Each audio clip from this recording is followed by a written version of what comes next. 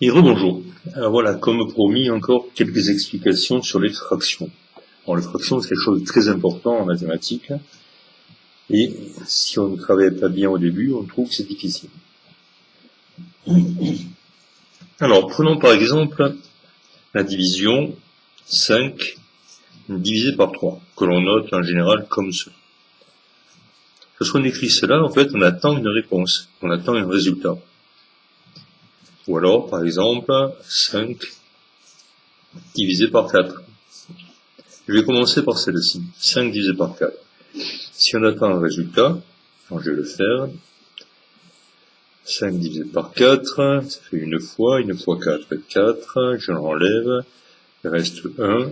Bon, la division euclidienne serait terminée. 5 égale 1 fois 4 plus 1. Si je veux continuer, je mets la virgule et je continue. Je descends à 0. 10 divisé par 4, 2. 2 fois 4, 8. Je soustrais, reste 2. Je redescends à 0. 20 divisé par 4, 5. 5 fois 4, 20. Reste 0. La division est terminée. Le résultat de 5 divisé par 4, je l'ai, c'est 1,25. Si j'essaie de faire la même chose avec 5 divisé par 3, que va-t-il se passer? On va essayer. Donc 5 divisé par 3, 1 fois 3, je soustrais, il reste 2, je descends à 0, je mets la virgule, 20 divisé par 3, 6 fois 3, 18, 18, donc il reste 2, je descends à 0, 20 divisé par 3, ça fait 6, 6 fois 3, 18, je descends la virgule, enfin j'enlève 18, il reste 0, etc. Il reste quoi? Il reste 2. Et donc, vous voyez bien qu'ici, on va continuer indéfiniment. Et donc, le résultat de la division 5 divisé par 3, je ne pourrai jamais l'écrire. Je ne pourrai jamais l'écrire parce que si je dis que c'est 1,66, ce sera faux. Si je dis que c'est 1,666, ce sera faux. Voilà. Bien. Alors, que représente ce nombre-là? Alors, prenons par exemple 5 mètres de ficelle, ou 5 mètres de tissu. Si je divise 5 par 4, ça veut dire que les 5 mètres, je les ai partagés en 4 parties égales. Chaque partie mesure 1,25 m. Donc j'ai 1,25, 1,25, 1,25, 1,25. J'ai partagé 5 mètres en 4 parties. J'ai fractionné. Une fraction, ça vient de fractionner. Fractionner, c'est la même racine que fracture, casser. 5 mètres, je les ai cassés en 4 morceaux. Ces 4 morceaux mesurent 1,25 m. Et donc, bien sûr, 4 fois 1,25, je retrouve 5. 1 fois, 2 fois, 3 fois, 4 fois. Si je fais pareil en fractionnant en 3 parties, donc je reprends mes 5 mètres de tissu, ou de ficelle, et je les coupe en 3 parties. Donc 3 parties égales, bien sûr. Mais chaque partie, elle ne mesure pas 1,66 m, ni 1,666 m, puisque pour chaque partie, ici, en multipliant par 3, je dois retrouver la longueur totale 5. Or, si je dis que 5 divisé par 3 égale 1,66, en multipliant par 3, je devrais trouver 5. Or, ici, ça me donne 3 fois 6, 18, 3 fois 6, 18, et un de retenu 19, 3 fois 1, 3, et 1, 4. Donc, en multipliant par 3, je ne trouve pas 5. Et si j'ajoute des 6, je peux en rajouter autant que je veux. De toute façon, la multiplication se terminera par 8. J'aurai 4,99998. Donc je retrouverai jamais, en multipliant par 3, je ne retrouverai jamais la valeur exacte. Il y a donc une seule manière de représenter le résultat de la division de 5 par 3, c'est de ne pas faire la division et de dire que le résultat de la division de 5 par 3, c'est ce nombre que l'on a noté comme cela, 5 tiers. Ça, c'est la valeur exacte, qu'on ne pourra jamais écrire. Mais si je donne cette information 5 tiers, on sait que si on a envie de l'écrire en gardant 2 décimales, ça fera 66, avec 3 décimales, 666. Si on veut 1000 décimales, on rajoutera 1000 fois le nombre 6, mais on n'aura jamais la valeur exacte. Donc le nombre 5 divisé par 3, le résultat, le quotient de 5 divisé par 3 se note 5 tiers. C'est une fraction, un quotient de 2 entiers.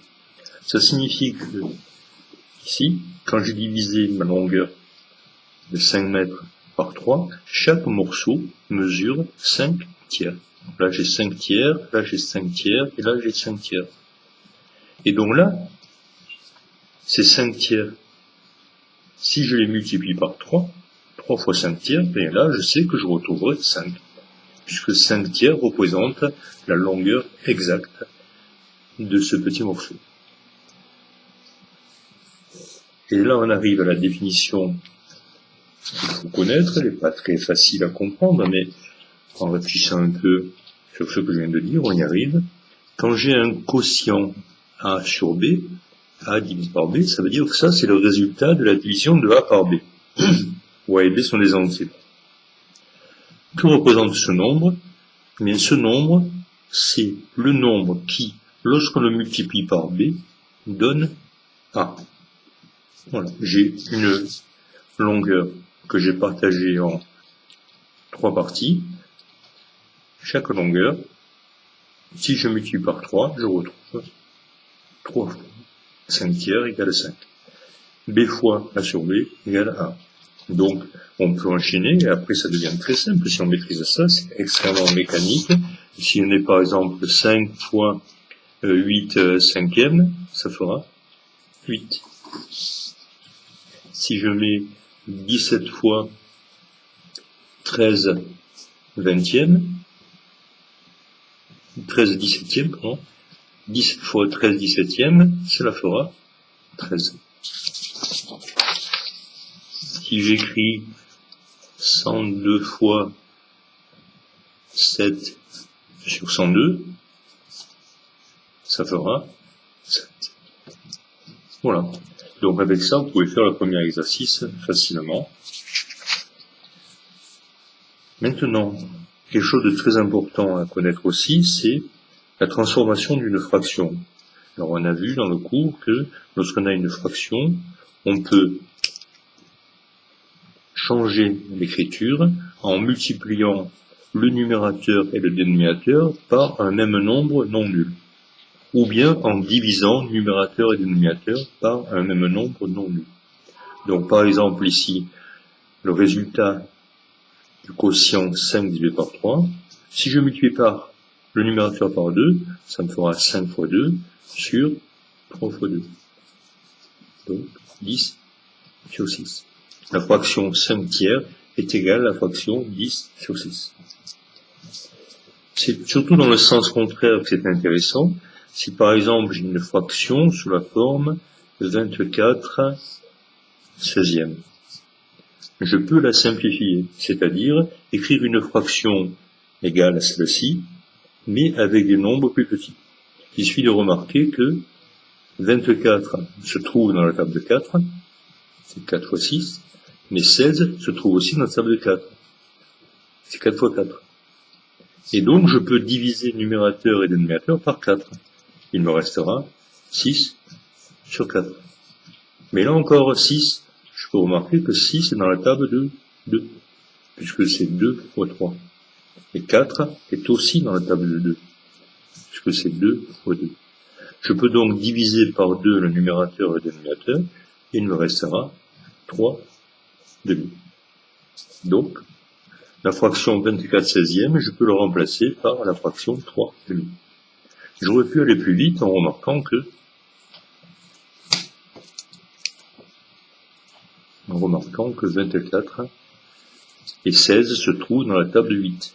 24 c'est 3 fois 8, 16 c'est 2 fois 8, et donc j'aurais pu diviser par 8 le numérateur, le dénominateur, et j'aurais accédé directement à la réponse 3 demi.